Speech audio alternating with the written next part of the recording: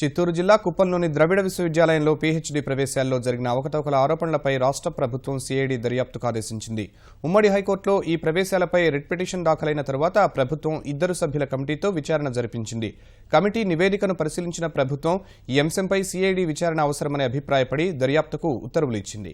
విశ్వవిద్యాలయాల గ్రాంట్ల సంఘం నియమ నిబంధనలేవీ పాటించకుండా, ద్రవిడ విశ్వవిద్యాలయంలో సరైన అధ్యాపకులు లేకుండా పెద్ద సంఖ్యలో దూర విద్యా విధానం ద్వారా పీహెచ్డీ ప్రవేశాలను కల్పించారు. 2007, 2008, 2008, 2009 విద్యా సంవత్సరాలకు పీహెచ్డీ, ఎంఫిల్లో విద్యార్థులు పెద్ద సంఖ్యలో చేరారు. వీటిపై 2009లోనే హైకోర్టులో పెద్ద ఎత్తున రిట్ పిటిషన్లు దాఖలయ్యాయి. ఈ కేసుకు సంబంధించిన ఫైళ్లను సీఐడీకి అప్పగించి విచారణకు పూర్తిగా సహకరించాలని రాష్ట్ర ఉన్నత విద్యా మండలిని ప్రభుత్వం ఆదేశించింది.